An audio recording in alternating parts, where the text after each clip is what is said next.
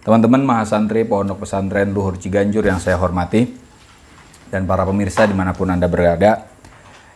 Alhamdulillah, ini adalah pertemuan perdana pengajian kitab Al-Jam'u Baina Ra'yil Hakimain di Abi Nasr Al-Farabi. Kitab Al-Farabi juga mengenai Plato dan Aristoteles. Ya. Ini mohon maaf, mulainya agak malam, ya kan? Karena tadi ada acara juga ya, dan saya mohon maaf juga ini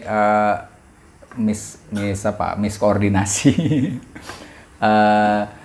Seminggu ini saya nggak buka media sosial, jadi saya nggak tahu kalian ada acara. Ya, tapi yang jelas ini acaranya kita sekarang ganti ke setiap Rabu ya, Rabu malam. Nanti selanjutnya mulai jam 8. Oke. Di permulaan, mari sama-sama kita membaca surah Al-Fatihah. Nuhdiha ila muallif hadal kitab wa Syekh bin Nasr Al-Farabi, thumma ila muallimina muassis hadal ma'had wa huwa Ki Al-Hajj Abdul Rahman Wahid, wa ila walidina wa walidatina wa durriyatina wa ahlina wa asatidatina wa dawil hukuki alaina la'alallah ayaghfira dunubana wa yahdina ila sawa'is sabil wa yarzuqna hayatan thayyibatan tul hayatina wa ba'da mamatina ala adiniyah wa ala kulli niyatin shalihah wa ila hadratin Nabi Muhammad sallallahu alaihi wasallam. Al-Fatihah. A'udzu billahi minasyaitonir rajim. Bismillahirrahmanirrahim. Alhamdulillahirabbil alamin arrahmanir rahim maliki yaumiddin. Iyyaka na'budu wa iyyaka nasta'in ihdinas siratal mustaqim siratal ladzina an'amta 'alaihim ghairil maghdubi 'alaihim waladdallin. Amin. Kita mulainya halaman 27 ya. Yang saya share itu sesuai dengan kitab ini. Kebetulan e-booknya saya nggak ketemu itu. Adanya yang cetakan apa itu Mas Ade? Yang tahqiqnya siapa itu?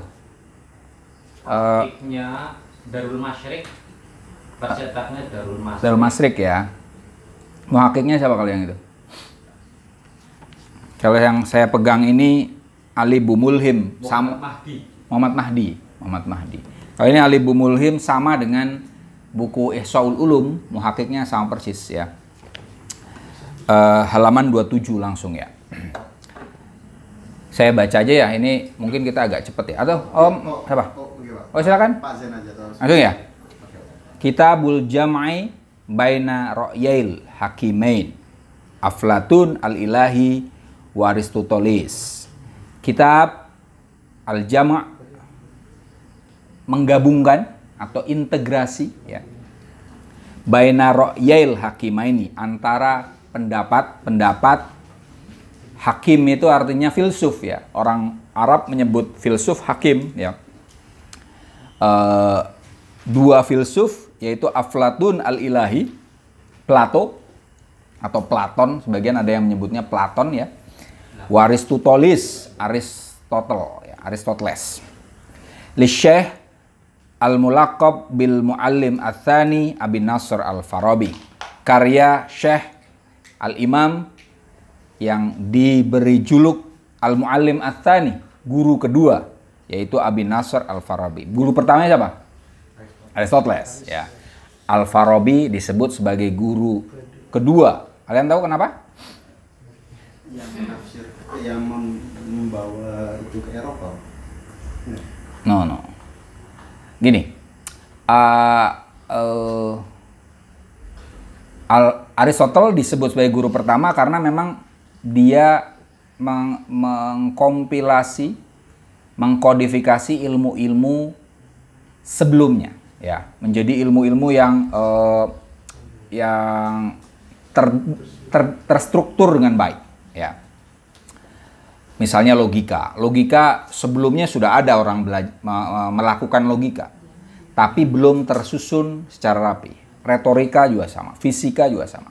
Di Aristoteles kelebihannya itu adalah menjadikan ilmu-ilmu sebelumnya yang tadinya tidak tertulis secara sistematis, tertulis secara sistematis. Nah, Al-Farabi, kenapa dia disebut sebagai guru kedua? Itu karena begini, salah satu filsuf Islam namanya Ibnu Sina, Anda ya. Ibnu Sina itu kan orang yang cerdas ceritanya itu, sangat cerdas. Beliau umur 18 tahun itu udah jadi guru besar itu, 18 tahun. Hafidz Quran, kemudian jadi dokter untuk apa namanya Saifud Daulah, untuk gubernur lah. Saya benar. Ya. Nah, dan umur kurang lebih 18 sampai 20 tahun itu dia sudah mengajari dokter-dokter yang lain, sudah jadi guru besar. Makanya dia disebut sebagai Syekh Ar-Rais. Nah, Ibnu Sina yang sedemikian pintar ketika membaca buku metafisikanya Aristoteles, nggak paham beliau. Dibaca berulang-ulang nggak paham. Beliau baru bisa paham setelah membaca metafisika Aristoteles yang disyarahi oleh Al-Farabi. Jadi beliau bisa memahami kitab Aristoteles setelah membaca bukunya Al-Farabi. Maka Ibnu Sina yang pinter dan ogah nyebutin nama orang lain, beliau mau menyebut nama Al-Farabi. Bahwa saya bisa memahami Aristoteles gara-gara dia gitu. Jadi akhirnya ya itu salah satu sebutan beliau disebut sebagai Al-Muallim Ats-Tsani, guru kedua. Oke, Abi Nasr Al-Farabi. Bismillahirrahmanirrahim. Alhamdu liwahibil akli. Segala puji bagi pemberi akal. Wa mubdi'ihi, dan penciptanya. Wa musawwiril kulli, dan pembentuk rupa universalia. Al-kulli itu universal. Wa muhtari'ihi, dan pembuat universalia. Ini syukurnya filsuf kayak. Alhamdu liwahibil akli wa mubdi'ihi wa musawwiril kulli wa muhtari'ihi. Keren ya. Keren banget ini. Betul. Wa kafa ihsanuhul qadimu wa afdaluhu. Dan cukuplah kebaikannya yang qadim di masa lampau, artinya tidak ada permulaan. Qadim di sini abadi ya. Wa afdaluhu, dan keutamaannya. Artinya keutamaan Tuhan itu dan kebaikannya itu abadi, tanpa permulaan dan tanpa akhir ya. Terutama ini kalau qadim adalah tidak ada permulaannya. Wassalatu ala sayyidil anbiya'i Muhammadin wa alihi. Dan sholawat bagi pemimpin para nabi, yaitu Nabi Muhammad wa alihi, dan keluarganya. Oke. Amma ba'du. Kemudian daripada itu, fa inni, sesungguhnya aku, lama ro'aitu aktsara ahli zamanina, ketika memperhatikan banyaknya orang di zaman kita. Al-Farabi itu hidup abad ke-10 Masehi ya. Ketika Al-Farabi memperhatikan orang-orang di zamannya abad 10 Masehi. 10 Masehi itu kalau di hijrahnya berarti berapa? Kurang berapa sih? 7. Berarti berapa? 3 ya? 3 ya? Qad khodu, mereka itu telah terjun. Khodu itu apa sih? Nyelam ya. Tapi ini maksudnya terjun. Watana za'u, dan berselisih fi hudutsil alami, terkait tentang kebaruan alam, wakidamihi, dan kekodimannya. Ini kalau Cak Nur tadi barusan kalian bahas soal Cak Nur. Cak Nur itu membahasakan hudus itu fenomena sekunder. Kalau kidam fenomena primer. Aduh, itu bahasanya malah susah ya. Artinya kalau kidam itu tidak ada permulaan, ya kan? Kalau hudus itu alam itu berpermulaan, ya kan? Ini salah satu perdebatan teologis juga kan ya. Kalau Asy'ariyah mengatakan apa? Alam hadis ya? Alam hadis. Alam hadis kan? Argumennya apa? Alam hadis. Alam hadis wa kullu. Oh iya. Alam itu berubah. Setiap yang berubah itu berarti sesuatu yang baru. Tadinya ada, tidak ada. Sesuatu yang baru berarti ada yang membaruinya. Karena dia ada yang barunya berarti ada yang menciptakannya, gitu kan? Likulli haditsin muhdits, gitu kan? Segala sesuatu yang baru berarti ada yang berbarui. Dan yang muhditsnya itu Tuhan, muhdatsnya alam, kan gitu kan? Nah, di sisi lain para filsuf mengatakan, oh enggak, alam itu ya ada, gitu kan? Yang ada itu ada. Nah, ini bahasa metafisika. Tidak ada itu ada atau tidak ada? Ada. Tidak ada itu ada. Kalau tidak ada itu ada, berarti yang ada. Tidak ada berarti nggak ada dong. Kalaupun tiada itu ada, berarti yang ada. Ayo loh, kan? Tiada itu tidak ada. Jika tiada itu ada, berarti yang ada. Benar nggak? Berarti tiada itu tidak ada. Berarti yang ada itu ada, alam itu ada. Ini bagi filsuf ya. Ketiadaan alam, sebelum alam apa? Itu kan cuman ada hanya adanya di kalau dia apa? Kuntukan zan mahfiya, ya fa aratu an u'rafa fa ahlukul khalqa, ya kan? Itu kan kalau bahasanya apa sufi kan gitu kan. Saya itu tadinya adalah hazanah yang tersembunyi. Aku ingin diketahui, maka aku menciptakan semesta gitu. Kemudian tadi tercipta. Tapi bagi filsuf ya tadi yang ada itu ada, alam itu ada. Tak terpikirkan tentang ketiadaan alam. Sebelumnya apa? Gitu. Nah, intinya itu ada perdebatan soal itu. Ada yang mengatakan hudud, ada yang mengatakan hawa. Wadda'u, orang-orang yang tadi berselisih ketika terjun ke dalam dunia filsafat, mereka mengaku idda'u anna bainal hakimaini, bahwa dua filsuf yaitu Aristoteles dan Plato, al-mutaqaddimaini al-mubrizina, yang terdahulu dan yang menonjol, maksudnya tadi ya Plato dan Aristoteles, itu antara keduanya itu ikhtilafan fi itsbatil mubdil awal. Ada perselisihan, perbedaan pendapat terkait penentuan tentang pencipta yang pertama, Tuhan maksudnya.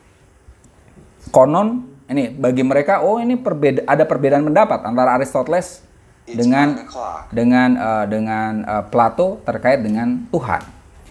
Wa fi wujudil asbab minhu, dan keberadaan sebab-sebab dari mubdi al-awwal, pencipta yang pertama.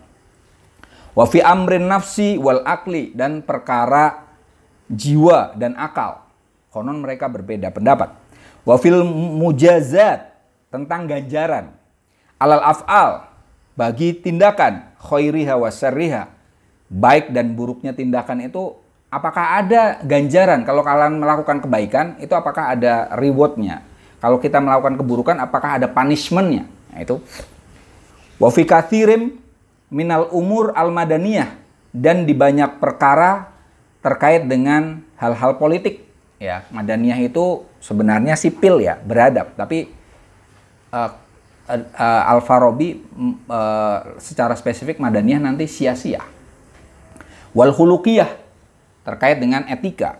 Wal mantiqiyah, logika. Orang-orang yang mendalami filsafat itu mengatakan bahwa Plato dan Aristoteles itu berbeda pendapat tentang banyak hal tadi. Tentang Tuhan, tentang alam, tentang jiwa, tentang akal, tentang apakah ada ganjaran, surga dan neraka gitu kan, dan seterusnya. Maka arradtu, aku, kata Al-Farabi, ingin fi maqalati hadihi, di makalahku ini, di buku ini, an asyra'a fil jam'i baina ra'yaihima, untuk asyra'a itu menceburkan diri, masuk. Nah, tadi kan khodo asyra'a ya, untuk masuk dalam upaya untuk menyatukan antara dua pendapat itu. Ketika orang-orang itu menyatakan Plato dan Aristoteles berbeda pendapat, Al-Farabi berusaha untuk menyatukannya, gitu ya, intinya gitu. Wal ibanah, saya ingin untuk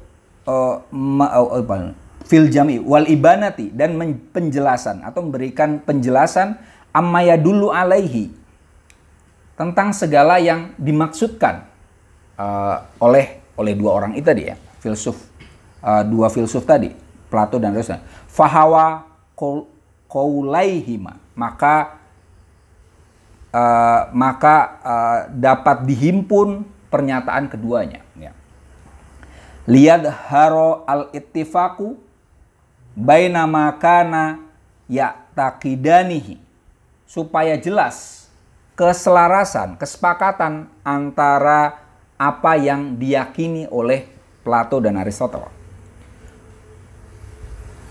Wa yazula asyakku, ini atofnya keli tadi kan, supaya hilang asyak wal irtiyab, keraguan, an qulubin nadhirina fi kutubihima, di hati orang-orang yang mempelajari buku Plato dan Aristoteles. Ini kemudian wa ubayyinu mawadhi ad-dununi, saya dalam hal ini Al-Farabi akan menjelaskan mawadhi ad-dunun, tempat-tempat yang diduga berseberangan ya. Wa madakhila asyukuka, dan pintu masuk asyukuki, wa madakhila asyukuki, dan pintu masuk keraguan, fi maqalatihima, di dalam tulisan atau pernyataan Aristoteles dan Plato. Li'anna dzalika, karena hal itu, min ahammi, dari hal yang penting, mayuksodu bayanahu, sesuatu yang dimaksudkan untuk dijelaskan, wa umfi'a mayurodu syarhahu wa idhohahu, dan bisa dimanfaatkan mayurodu, sesuatu yang dimaksudkan, syarhahu, apanya syarhahu, penjelasannya, wa idhohahu, dan penjelasannya. Ini adalah tujuan kitab ini ya. Kenapa Al-Farabi menulis buku Al-Jam'u Baina Ra'yil Hakimain? Karena ada apa? Perbedaan pendapat, atau ada pandangan bahwa Plato dan Aristoteles itu berbeda pendapat. Nah, Al-Farabi berusaha untuk menyatukannya. Pertimbangannya kita akan lihat ini untuk apa digabungkan, ya kan? Tapi mungkin salah satu alasannya adalah supaya argumennya Al-Ghazali itu kan mengatakan di Tafut Falasifa itu, pendapat para filsuf itu saling membantah antara satu yang lain gitu kan. Jadi kalau banyak perdebatan di satu gagasan itu kan, bagi orang-orang awam yang nggak suka itu kan malah ini nggak asik ini gitu loh ya. Sementara Al-Farabi kan posisinya sebagai endorsement orang yang mensupport, berusaha untuk mengkampanyekan filsafat gitu kan. Nah, dua tokoh utama filsafat itu kan Plato dan Aristoteles. Ini guru sama murid. Plato itu gurunya Aristoteles. Masa dua orang ini yang menjadi rujukannya para filsuf itu berbeda pendapat? Nah, Al-Farabi berusaha menyatukan itu. Kemudian salah satu alasannya apa ya?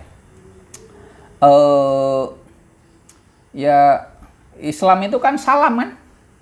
Salam itu apa? Damai ya. Daripada berantem udah damai aja gitu. Ada unsur-unsur gitunya gitu.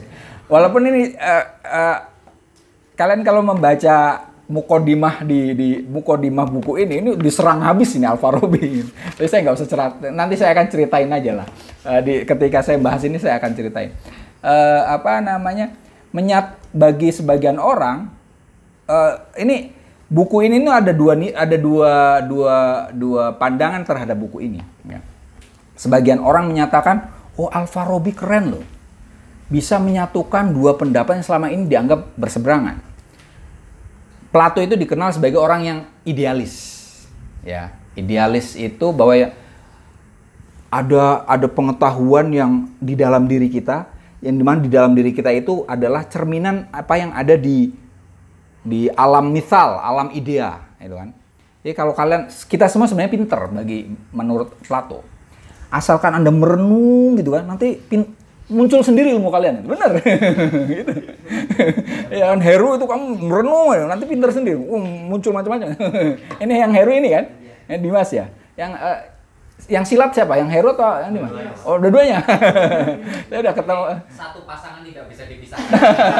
Iya, saya cross check di An-Nahda gitu. Oh iya tahu ya, mereka selama di pesantren silat mereka itu. bener ya. Aduh, walaupun anak baru jangan ente bully itu, banting ente. Lancer siap. Ada lancer ya. Iya, gondrong, nggak bisa dipotong itu rambutnya. Iya.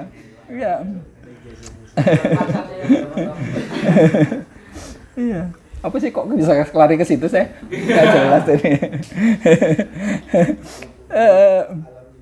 Oh iya, ide ya. Tadi merenung aja. Oh itu apalagi nih bahasa anak pesantren ini mungkin jaduk mereka. Ya kan? Tukang wirid tuh kan. Tiba-tiba ilmu laduni semua kan. Nggak usah baca ini paham semua itu kan. Ya kan? Itu Plato. Tadi terkait ilmu laduni, kemarin yang nanya soal ilmu laduni siapa? Itu Platonian. Jadi ada ilmu yang tiba-tiba masuk aja gitu. Itu Platonian. Di sisi lain, Aristoteles itu orang yang empiris, realis. Ide yang ada di pikiran kita itu adalah bukan dari sesuatu yang antah berantah, tapi itu adalah pencerapan dari hal-hal yang kita alami sehari-hari, ya kan? Oh, kita kan sehari-hari kan ngambil kesimpulan kan? Ketemu orang, ketemu apa benda dan seterusnya. Artinya ada istilah abstraksi, ya.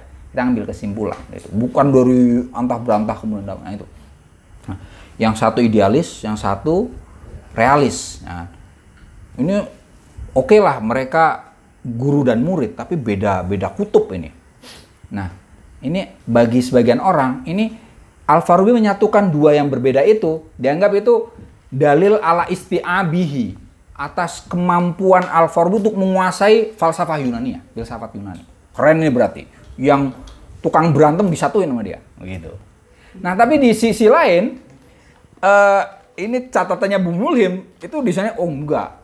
Justru ada catatannya di sini. Buku ini itu disebut nih di halaman berapa di sini? Di halaman 24, ya. Karena li kitabil jam'i baina ra'yil hakimaini, sesungguhnya ada bagi kitab ini jam'u baina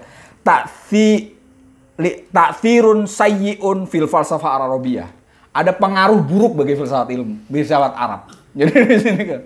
Jadi yang satu keren, yang berantem disatuin. Nah, itu satu pisah. Sisi lain enggak. Ini pengaruhnya buruk bagi filsafat Islam. Kenapa? Karena orang filsuf-filsuf setelah Al-Farabi itu tidak bisa membedakan ini pendapatnya Aristoteles yang mana, ini pendapatnya Plato yang mana, nggak jelas itu. Itu. Di sini dicatat sebenarnya kenapa itu terjadi, karena Al-Farabi itu banyak membaca bukunya Plotinus, Theologia. Bukunya Plotinus yang judulnya Theologia itu bagian ke-9 dari bukunya Plotinus itu diterjemahkan bahasa Arab, tapi kemudian disebut bahwa penulisnya adalah Aristoteles, padahal itu yang nulis Plotinus. Nah, Plotinus itu dia itu Neoplatonism, ngacunya ke Plato. Tapi disebut di situ penulisnya gini nih, saya biar jelas ya. Ini ada Plato, ya. Ini ada Aristoteles. Ya kan? Ini berseberangan. Kemudian ada orang namanya Plotinus. Ya. Ini nih Neoplatonism. Ya. Nah, dia menulis buku Theologia. Kalau bahasa Arabnya Rububiyah ya. Theologia, Atologia, Theologia. Ini buku ketujuh dia, buku ketujuh. Nah, di buku ini diterjemahkan oleh orang-orang sebelum Al-Farabi diterjemahkan Abdul Masih bin Naimah. Ya, ini namanya Abdul Masih, berarti yang nerjemahin orang Kristen. Ya, diterjemahkan dari bahasa yang jelas diterjemahkan ke bahasa Arab. Kemudian dinyatakan bahwa ini dikarang oleh Aristoteles. Ya kan? Ini nih oleh Abdul Masih bin siapa namanya? Bin Naimah. Buku Teologia ini dinyatakan bukan tulisannya Plotinus, tapi tulisannya Aristoteles. Padahal ini Neoplatonism, artinya ke sini kan. Ketika buku ini dinyatakan Aristoteles, oh ini padahal cocoknya. Berarti sama itu Aristoteles sama Plato gitu. Nah ini nih biang keroknya di sini sebenarnya nih, biang keroknya di sini.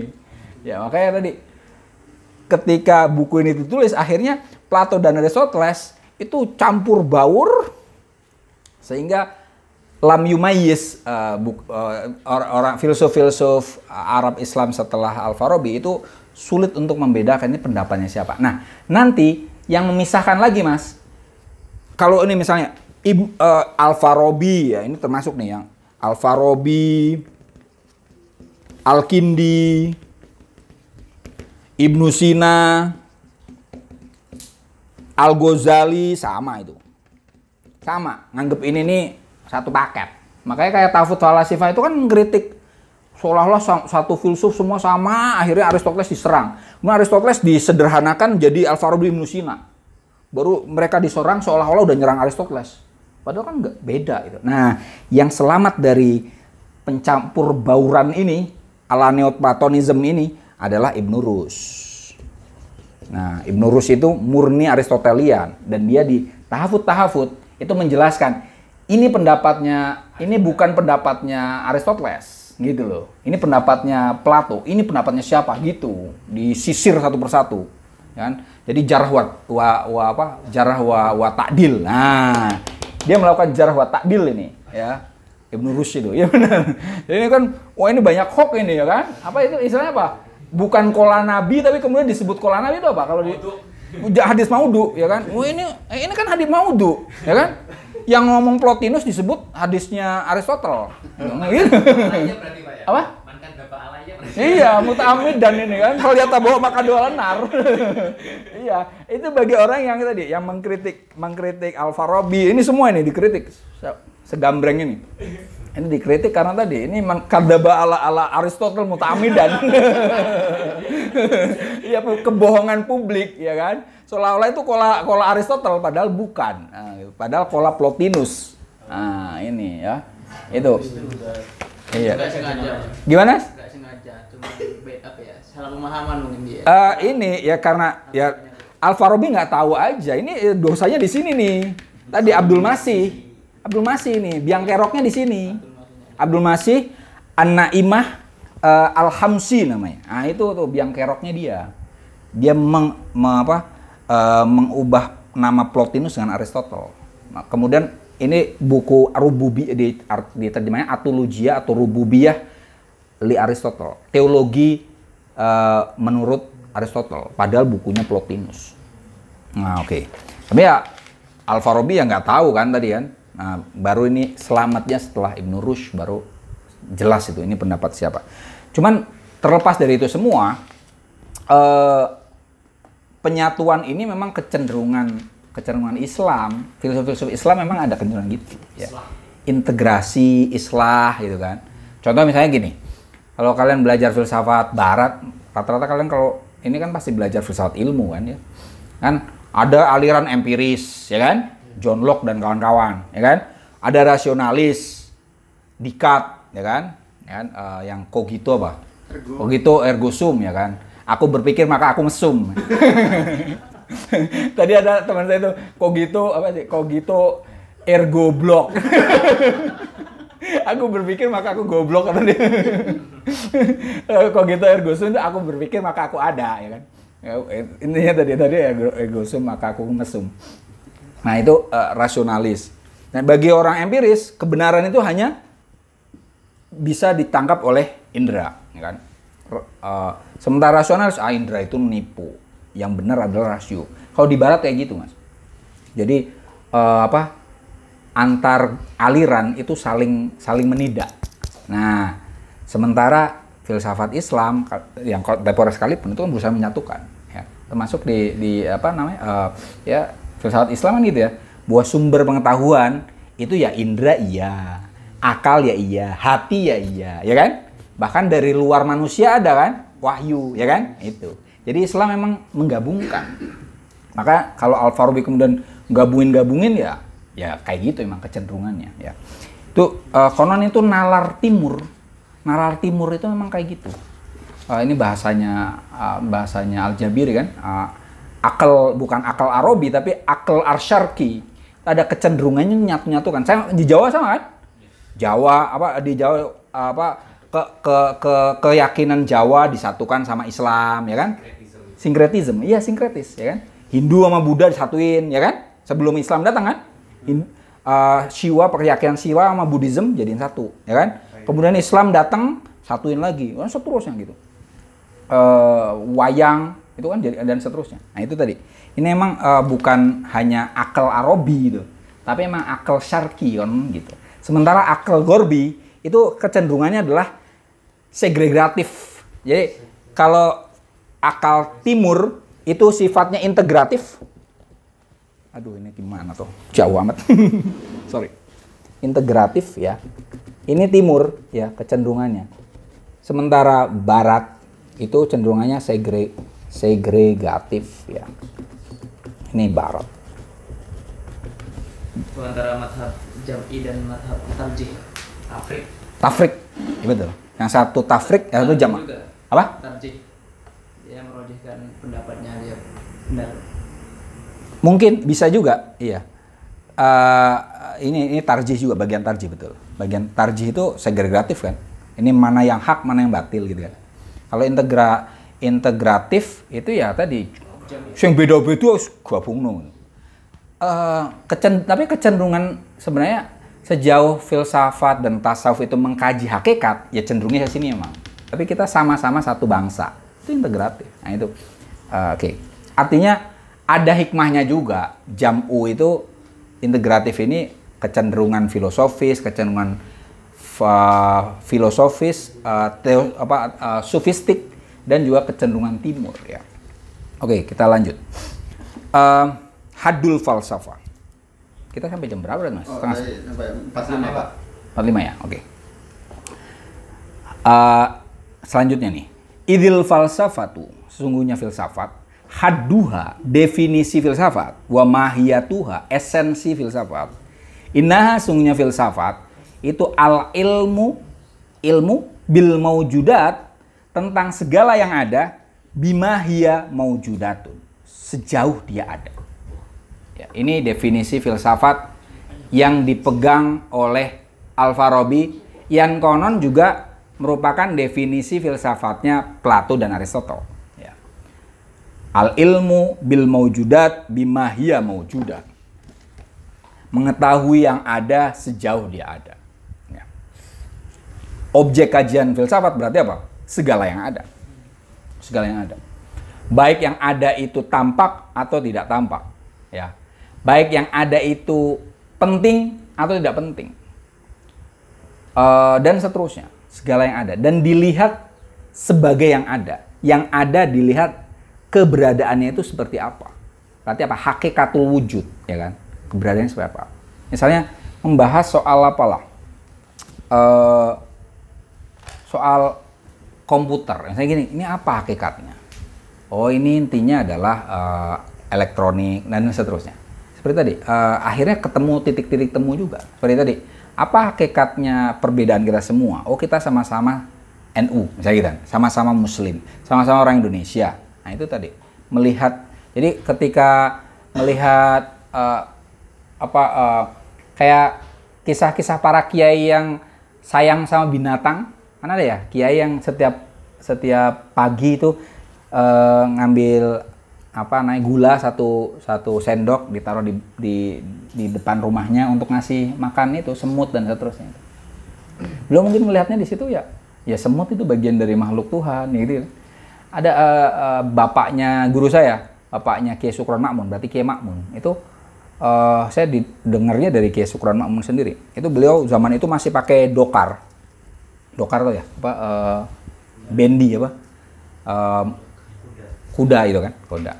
Nah, beliau mau ngisi pengajian, taruh misalnya kayak ngisi pengajian di Jakarta misalnya gitu. Sampai di Jakarta, kemudian mau balik lagi ke Ciganjur ini, ke sini. Ternyata di apa namanya? Di bajunya itu ada semut. Waduh, beliau mikir tuh, semut dipikirin tuh. Ini semut nampel di badan saya dari mana, gitu kan? Jangan-jangan ini dia terpisah dari kelompoknya, gitu mas. Dipikirin mas, dipikirin. Akhirnya kemudian beliau balik lagi, dicari sepanjang jalan itu di mana ada sarang semut, dibalikin ke situ. Ada gitu. Kakak ipar saya ada yang kayak gitu juga, sama kucing. Beliau kalau ngeliat kucing kemudian bisa nangis gara-gara kucing, bener. Kucing, misalnya gini. Beliau mikirnya misalnya gini, kan? Iya. Misalnya kadang kita kan ngusir kucing kan? Kucing ke sini terus akhirnya dipindah ke mana lah, dibuang. Dia balik lagi, misalnya gitu kan? Sering gitu kan? Balik lagi. Nah, dia mikirin tuh, kalau kucing dipindahin ke sono, ini kan dia kalau misalnya dipindah ke pasar. Selama ini dia ada di sini nih, di Ciganjur. Kemudian di pasar di sana kan dia harus adaptasi kan? Wah, ini ketemu kucing yang lain, ya kan? Bisa dibully. Ya kan? Ya saingan, ya kan? Bisa nggak makan itu, ya kan? Itu dia mikirin, ya Allah, ya aku dosa banget. Dicari itu. Ya itu. Nah, orang-orang yang model kayak gini nih artinya dia melihat, walaupun tadi semut melihat kucing itu sebagai makhluk. Ya kan? Artinya dia melihatnya tidak al ilmu bil maujudat bima hiya maujudah. Jadi dia tidak melihatnya sebagai saya manusia apa fi ahsanit taqwim, kan biasanya manusia itu kan sombongnya itu kan.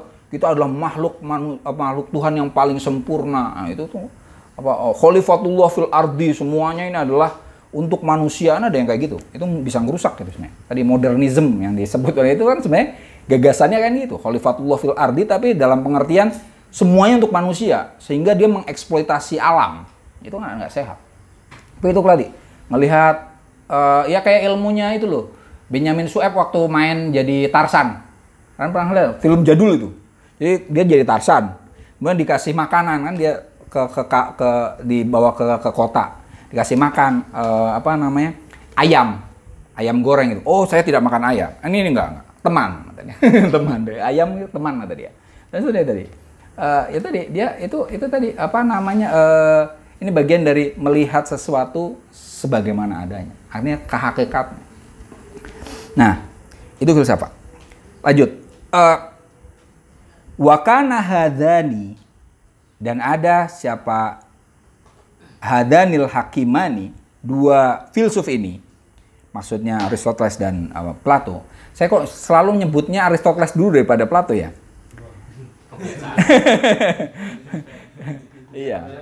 Iya, Plato dulu, Plato dan Aristotle. Huma mubdi'aini lil falsafah. Mereka berdua adalah pencipta filsafat. Ini lebay nih.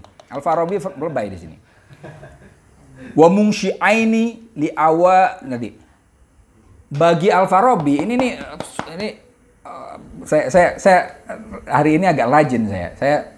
Untuk ngajar hari ini saya bisa nulis 8 halaman. Ini saya ngeritik, banyak kritik. Ini yang saya omongin saya udah catat. Di sini berlebihan karena tadi Plato dan Aristoteles disebut sebagai pencipta filsafat. Emangnya sebelum Plato sama Aristoteles nggak ada filsuf lain? Sudah ada, Pak. Minimal kalau di Yunani siapa?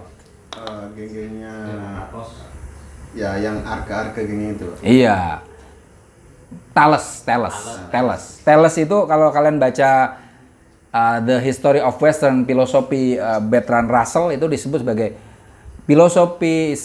filosofi begin from Thales. Bagi orang Barat, filsafat itu bermula dari Thales. Ya. Artinya kan keliru di sini. Menciptain. Oke. Lebay lah, intinya lebay. Wa mungsyi'aini li awailiha wa usuliha. Dan dia penggagas, Plato dan Aristoteles menurut Al-Farabi itu penggagas li awailiha wa usuliha. Dasar-dasar permulaan filsafat. Apakah dasar-dasar permulaan filsafat itu dimulai oleh mereka berdua? Itu enggak juga sebenarnya. Ini berlebihan. Jadi justru kalau ukurannya filsafat Yunani tadi Thales ya. Pitagoras, ya kan? Pitagoras itu nabi loh itu. Nabi itu. Kalau lebih ke atas lagi ada Hermes, ya kan? Hermes itu adalah bapak takwil dan tafsir itu, bapaknya Ade itu. Hermes itu yang Nabi Idris, Anuh. Iya. Iya. Bapaknya Ade benar. Iya. Nah, artinya dasar-dasar filsafat nggak dari mereka, ya kan? Dari Mutammimaini, Plato dan Aristoteles menurut Al-Farabi adalah penyempurna. Mutammimaini li awakhiriha, bagi akhir wa furu'iha dan cabang-cabang filsafat. Ini saya mohon maaf ini membacanya sambil kritis ya tadi. Apakah benar Plato dan itu memberi cabang-cabang filsafat dan juga sampai akhirnya itu di mereka berdua? Enggak juga sebenarnya. Sampai detik ini kan filsafat masih bergerak, ya kan? Misalnya ada philosophy of mind, ya kan? Filsafat akal budi. Itu kan sampai dalam itu. Theory of justice. Jadi filsafat dan itu menjadi cabang filsafat tersendiri. Artinya filsafat masih bergerak terus. Ya. Cabang-cabang filsafat ya, apalagi kalau misalnya ini kita merujuknya ke filsafat analitik. Filsafat analitik itu bagi dia tugas filsafat itu cukup tidak hanya ini aja, hanya memperbaiki cara berbicara, cara berpikir gitu doang. Jadi modalnya adalah logika, matematika, dan ilmu-ilmu yang empiris. Ya. Nggak pas juga ini. Wa alaihima dan pada keduanya al-mu'awwalu fi qaliliha wa katsiriha. Bisa dipercaya, mu'awwal itu bisa dipercaya. Fi qaliliha wa katsiriha, pada sedikit dan banyaknya filsafat. Artinya, ini oke lah. Plato dan Aristoteles itu bisa dipercaya filsafatnya. Dikit atau banyak, oke. Karena sebagian orang ada yang Aristotelianism dan Platonism ya. Wa ilaihima al-marja'u fi yasiriha wa khotiriha, dan pada keduanya itu al-marja' rujukan ya. Fi yasiriha wa khotiriha, pada mudah dan sulitnya filsafat. Kalau menghadapi kesulitan dan kemudahan dalam filsafat itu Plato dan Aristoteles bisa dijadikan rujukan. Oke lah. Mereka adalah bapak-bapak filsafat ya, tapi kalau tadi disebut sebagai pencipta, lebay itu ya, lebay. Wa ma yasduru an huma, dan sesuatu yang muncul dari Plato dan Aristoteles fi kulli fannin, di setiap ilmu, innama huwal aslu, itu adalah dasar al-mu'tamadu alaihi, yang bisa dijadikan sandaran. Li khuluwihi, karena kekosongan sesuatu itu, suatu pendapat mereka Plato dan Aristoteles, minasyawaib, dari aib, wal kadari, dan kekeruhan. Tadi.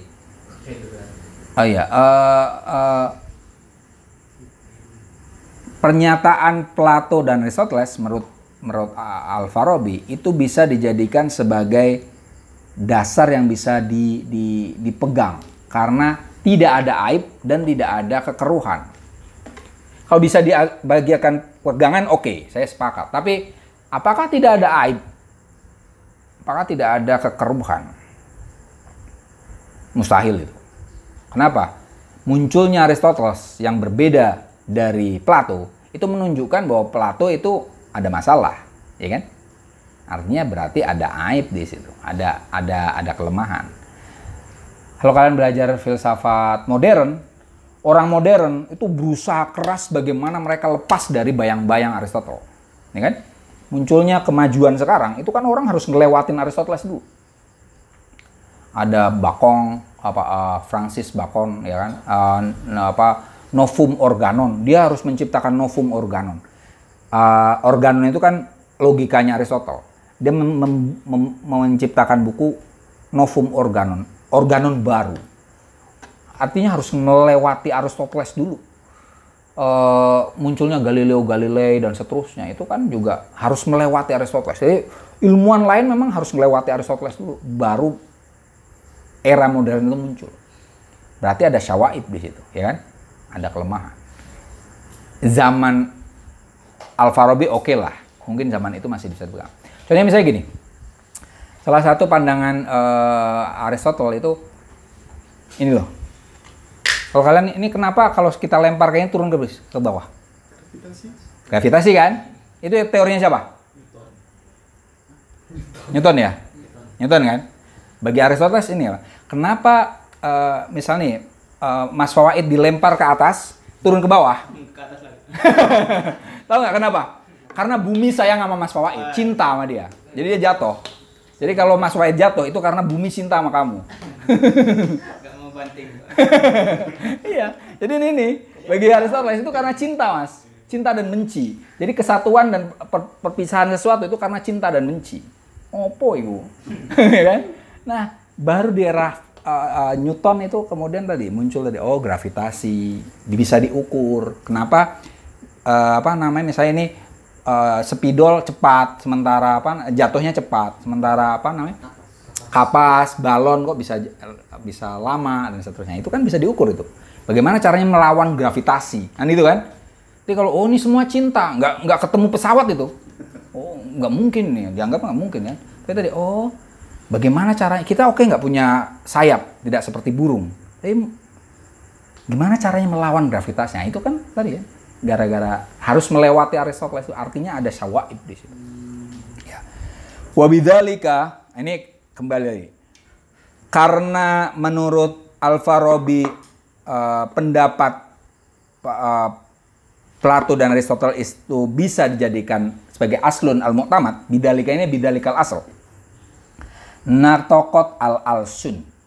Orang lisan-lisan berbicara, banyak orang yang membicarakan hal itu. Banyak orang yang membahas Plato dan Aristoteles. Wa syahidat al-ukul, akal memberikan persaksian. Ya. Ilam yakun minal kafati, meskipun tidak semua orang, ya. Faminal aktarin, orang yang membicarakan dan mempersaksikan tentang Plato dan Aristoteles itu minal aktarin, mayoritas min dawil albab an-nasi'ah, dari orang-orang yang memiliki akal yang jelas ya. Lub itu artinya akal ya. Nasi'ah artinya wadihah ya. Wal ukul dawil ukuli as-safiyah, dan memiliki akal yang jernih. Jadi ini argumennya Al-Farabi. Dia memuji-muji Plato dan Aristoteles karena apa? Ya karena yang ngomongin kayak gitu banyak loh, gitu. Yang merujuk ke mereka berdua banyak loh. Tuh. Dan oke lah, tidak semua orang yang membicarakan dan mensaksikan kehebatan Plato dan Aristoteles. Tapi yang ngomong kayak gitu para filsuf loh, gitu loh. Dawil ukul as-safiyah ya, dawil albab an-nasi'ah. Ini argumennya. Artinya ini ada ijma, kalau pakai bahasanya fikih ya, ijma itu kan. Saya memuji-muji ini bukan saya sendirian, yang ngomong gini banyak, gitu kan. Ijma itu, ya kan. Mujma' alaih, bahwa ini filsuf, gitu. Ya. Walamakanal qaul, ini kaidah ini, ya. Walamakanal qaulu wal i'tiqadu, ketika ada apa pernyataan wal i'tiqad dan keyakinan, innama yakunu shodikon, perkataan atau keyakinan itu dinyatakan benar, matakana ketika ada lil maujudi al mu'abbari anhu, ketika ada bagi ada apa perkataan atau kepercayaan itu bagi wujud yang diungkapkannya mutobikon, selaras. Maksudnya gini, suatu pernyataan atau keyakinan dianggap benar apabila sesuatu yang diungkapkan oleh keyakinan dan pernyataan itu selaras, ya kan? Ini kaidah korespondensi. Pernyataan kita dianggap benar kalau apa? Pernyataan kita sesuai dengan kenyataan, gitu kan? Nah, ini maksudnya ini jadi kaidah itu kan.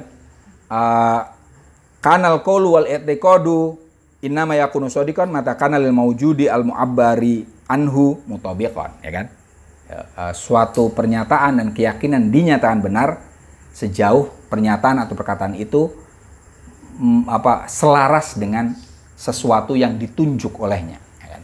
Nah, ini intinya tadi Al-Farabi mengatakan bahwa Plato dan Aristoteles itu filsuf yang besar, ya kan, yang bisa dirujuk.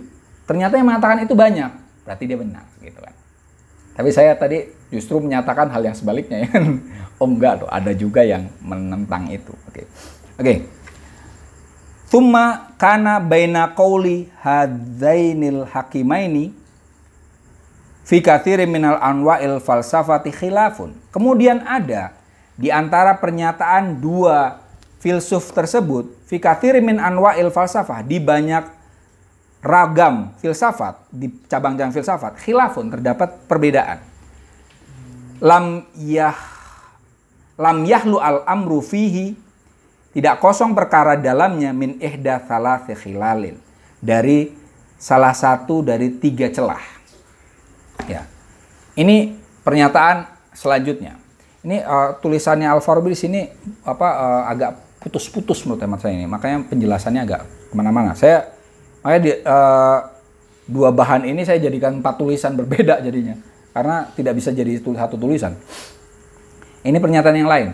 Ternyata seperti yang tadi diungkap di awal, sebagian orang menyatakan bahwa Plato dan Aristoteles itu beda pendapat di banyak perkara filsafat. Nah, menurut Al-Farabi itu pendapat itu kemungkinannya ada 3 hal. Ya. Pendapat yang menyatakan bahwa Al-Farabi dan Plato dan Aristoteles berbeda itu ada 3 kemungkinan. Kenapa pendapat itu muncul? Imma ayyakuna hadzal haddu al-mubayyinu an mahiyatil falsafah ghairu sahih. Mungkin yakunu hadzal had, definisi al-mubayyinu an mahiyatil falsafah, yang menjelaskan tentang esensi filsafah yang tadi, ya, bahwa filsafah adalah al-ilmu bil maujudat bima hiya maujudah, itu ghairu sahihin, tidak benar. Ya, kemudian yang pertama. Wa imma, atau mungkin juga ayyakuna ra'yul jami'i awil aktsarin, mungkin juga pendapat semua orang atau sebagian orang yang tadi, ya, wa i'tiqaduhum, dan keyakinan mereka fi tafalsu fi hadzainir rajulaini, terkait dengan kefilosofan, ya, dua orang tadi, Plato dan Aristoteles, itu sahifan, lemah, wa madkhulan, dan gila, ya. Atau mungkin pendapat yang menyatakan bahwa Plato dan Aristoteles itu filsuf itu salah itu, ya. Tadi kan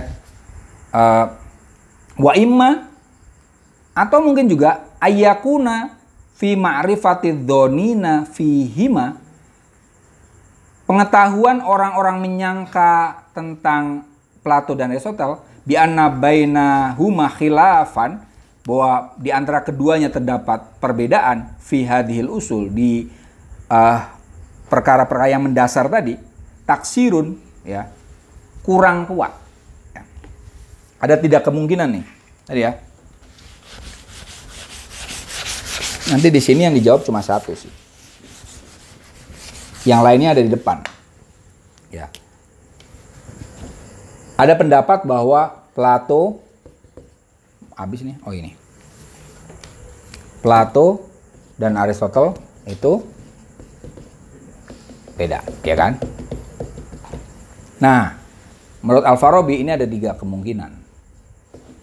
Mungkin pendapat bahwa definisi filsafat. Definisi filsafat itu keliru. Sebagai itu loh, sebagai tadi ya. Kajian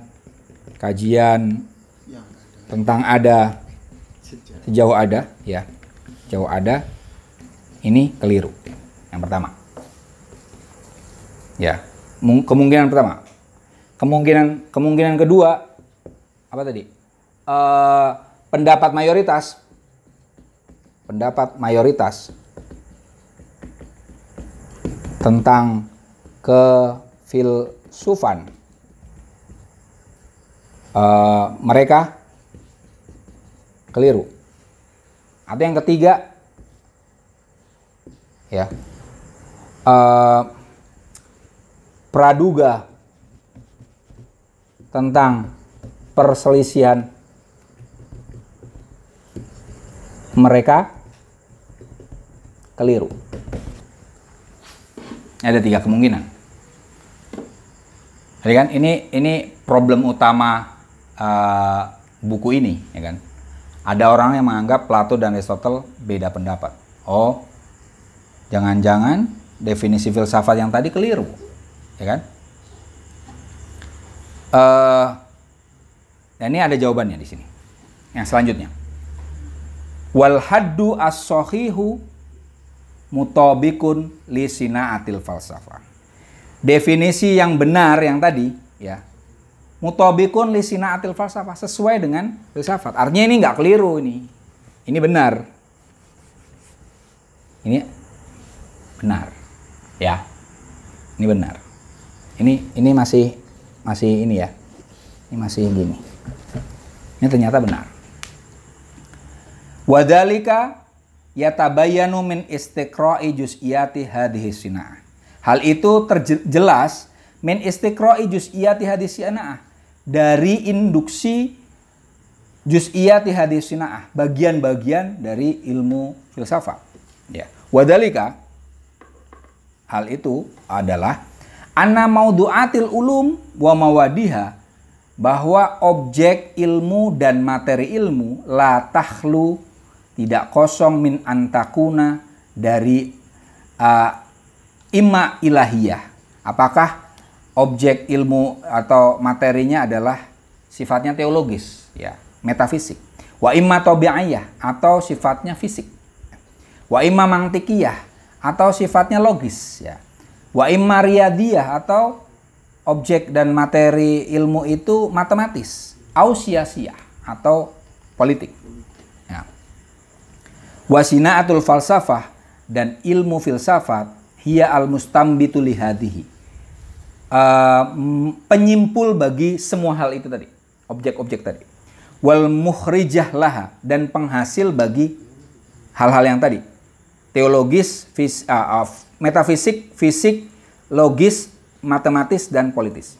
Hatta annahu la yujadu syai'un, sehingga tidak ada sesuatu minal maujudatil alami, dari wujud yang di alam, illa walihul falsafati fihi madhulun, kecuali bagi filsafat padanya pengantar. Tidak ada sesuatu pun yang ada di dunia ini kecuali ada pengantar filsafatnya, ada pendapat filsafat. Ya. Wa alaihi hordun, dan pada sesuatu itu ada tujuan filosofis. Segala yang ada ini pasti ada tujuan filosofisnya. Segala yang ada ini ada filsafatnya. Kalian belajar apa misalnya? Ada belajar ilmu kan, ada filsafat ilmu kan? Masing-masing kalian belajar misalnya pendidikan, ada filsafat pendidikan, hukum, filsafat hukum, dan seterusnya. Ya. Mungkin hanya di Lipia nggak ada filsafat ya Mas.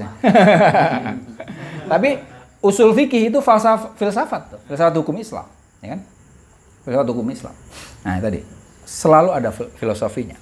Nah artinya benar dong ini, ya, mengkaji segala yang ada sejauh ada, ya. Wa minhu wa mimma ya. Apa ini?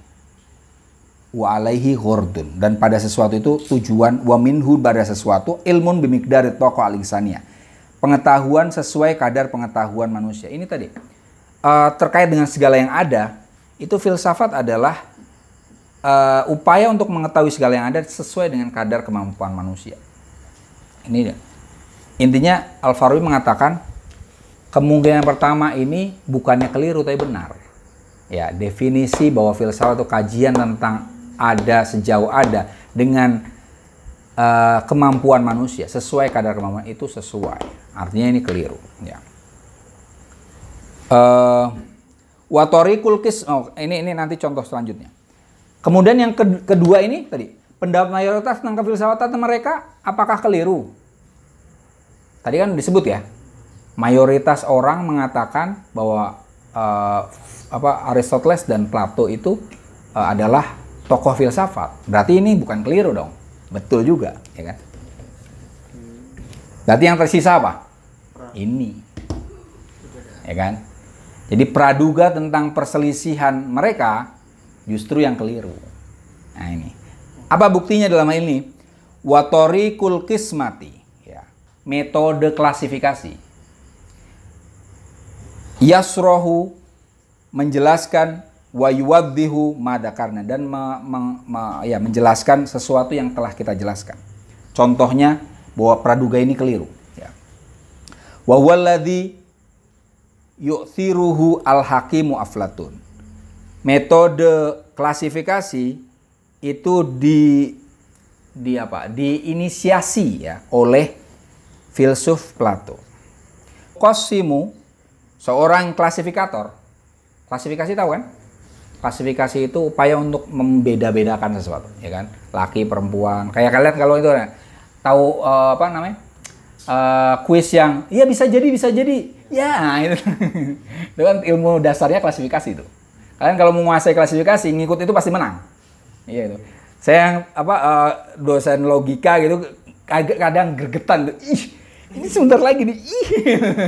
Itu gampang itu dia. Kalau tahu menguasai klasifikasi gampang itu. Tek pasti cepat, jauh lebih cepat.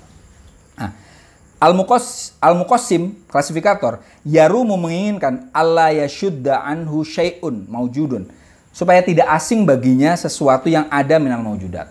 Tujuan klasifikator adalah agar tidak ada sesuatu yang asing baginya. Makanya dibeda-bedakan. Ini apa ini? Oh ini benda mati, benda hidup, misalnya gitu kan? Oh benda hidup, misalnya gitu kan? Benda hidup, makhluk hidup. Makhluk hidup itu kan kemungkinannya apa? 3 kan? Manusia atau non manusia? Oh non manusia kan 2, ya kan? Non manusia yang kelihatan berarti 2 kan? Binatang atau tumbuhan, kan gitu kan? Dan satunya, oh tumbuhan nanti tinggal klasifikasi lagi, intinya gitu.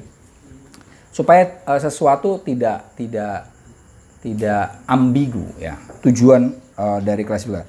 Walau lam yaslukuha Aflatun, seandainya Aflatun tidak menerapkan klasifikasi, lamakan al-hakimu Aristoteles, maka niscaya Aristoteles tidak mungkin yatasodda li sulukiha untuk maju menjalani klasifikasi. Nah, ini contoh bukti bahwa praduga ini keliru adalah salah satunya adalah klasifikasi. Plato melakukan klasifikasi, ya. Aristoteles di Organonnya juga membahas klasifikasi. Seandainya Plato tidak membahas klasifikasi, Aristoteles tidak akan membahasnya. Ya, Plato gurunya Aristoteles, maka kemungkinan Plato mengajari Aristoteles tentang klasifikasi sangat tinggi, ya kan? Macam itu. Artinya mereka minimal di dalam metode klasifikasi ada sama-sama klasifikasi. Walaupun kalau ini mau dikejar jauh, klasifikasinya Aristoteles dengan Plato beda. Aristoteles itu bagi Plato klasifikasi itu metode filsafat yang penting. Ya, kalau kita mau, kan dia metodenya kan dialektika ya, dialog. Kalau kalian ingin debat menang, harus menguasai klasifikasi bagi Plato. Bagi Aristoteles nggak cukup. Jadi klasifikasi itu yang tadi kan bisa jadi tadi, itu tuh logika rendah itu, logika yang ya masih setelah definisi kalian belajar klasifikasi, baru nanti penalaran langsung, ya udah lupa. Masih lupa. Bahasa konversi dan seterusnya, itu kan. Baru nanti silogisme. Nah, silogisme itu kalau di Aristotle yang paling tinggi adalah silogisme. Itu adalah ditulis di posterior analitik. Artinya klasifikasi itu bagi Aristoteles itu ya metode rendah. Sementara Plato itu metode tinggi. Artinya Aristoteles muridnya tapi lebih maju gitu kan. Tapi oke lah, bagi orang yang nyinyir nyari perbedaan mereka beda. Ini jauh lebih maju memang. Tapi bagaimanapun mereka sama-sama membahas klasifikasi. Artinya praduga bahwa mereka berselisih, gak juga tuh, gitu kan. Lagi pula di sini kan sama kan, wujud bima huwal mawujud, ya kan? Bahwa klasifikasi sebagai klasifikasi, ya tadi ingin membeda-bedakan sedikit, memudahkan kita mengidentifikasi yang ada.